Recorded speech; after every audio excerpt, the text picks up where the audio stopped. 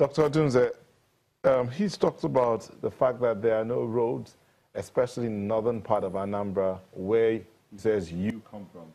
No roads. The hospital, the one hospital that is there is the one that's in Onitsha, where he was born. What's your reaction? Yes.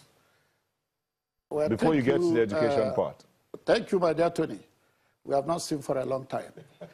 First of all, what Tony is saying is not factual enough. Because Anambra started their development from Apuga, the party called Apuga. Development started when Apuga took over. Take, for instance, at the eve of Pt.2's departure, he gave a lot of roads, a lot of contracts.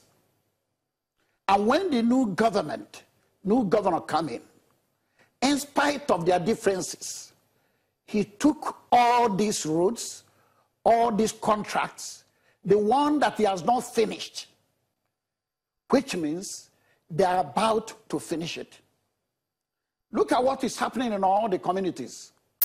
If Tony can go home any moment from now, each community is given 20 million to build a town hall.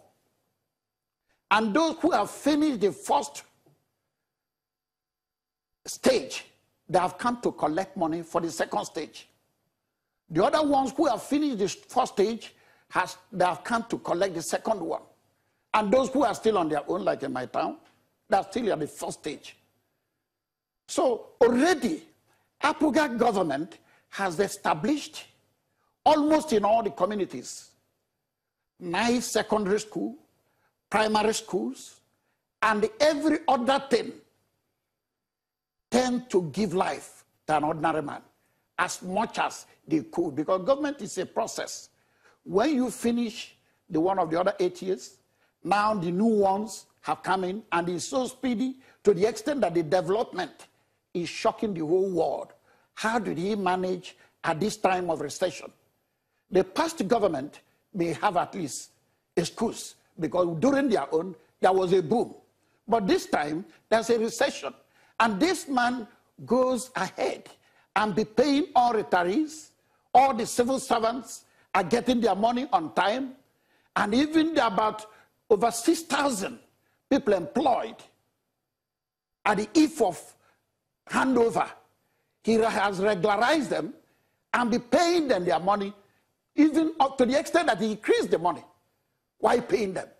So already, Anambra State is the fastest state in terms of development in Nigeria. And I believe that other states are copying from us.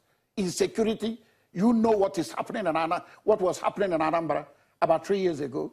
How a lot of our people are missing, and people are paying dearly in terms of ransom.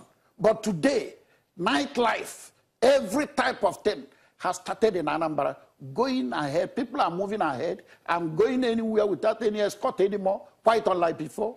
Even Tony is going anywhere without any escort, quite unlike before. But now life is free. So already praise must go to the person whom God has used to be developing this state.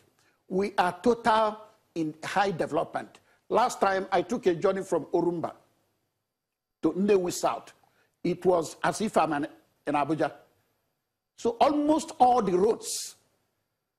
Next time I will come here, I will come with all the data and everything. Almost all the roads in Anambra, they have already tied almost all the roads, including what the present governor is doing and the past government. So that government at every period has not failed the people of Anambra State. Okay. That's so many of us who actually want to belong to a national party said, let us domesticalize our election, our politics. To whom? We're on home view. Because there is no point for all of us to be in Abuja looking for the best national party, and at the end of the day, our home politics is deteriorating.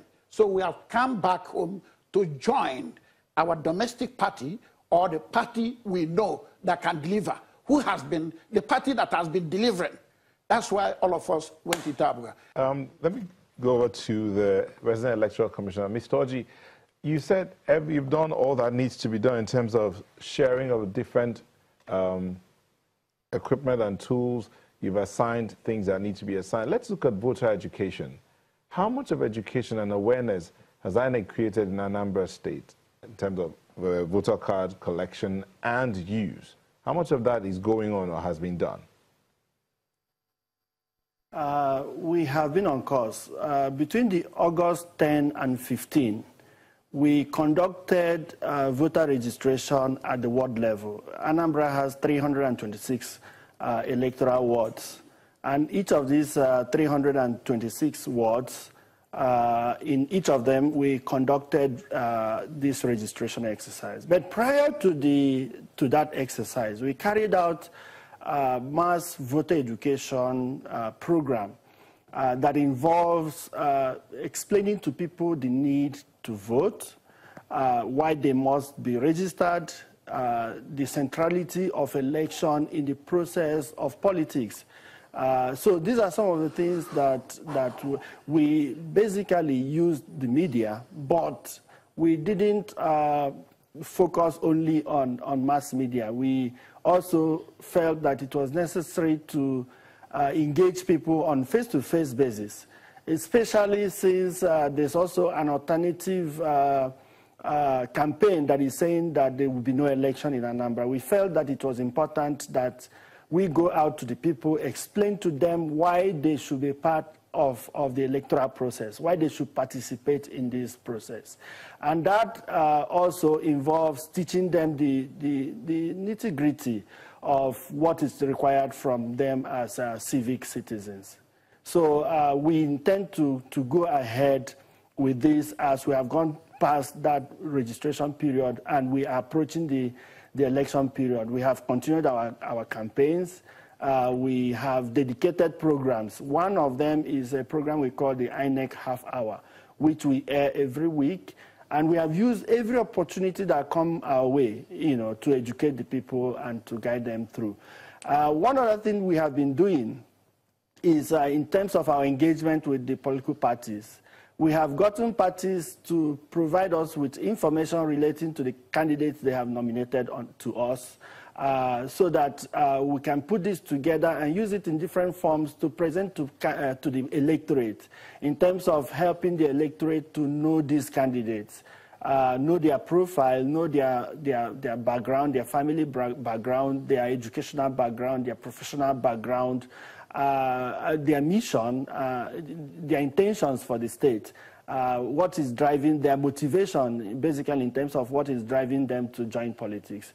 So we feel that the kind of exchange that we expect during this election should be one that is based on issues and not on personality the way it has been in the past. So these are some of the things that we are doing as it regards voter education. Okay, when you say this part about knowing your candidate, what would you say is the level of acceptability amongst the electorate? Are they buying into it? Are they getting and using this information? Do you think it will help in any way when it gets to the election day so that the electorate is now able to make an informed choice?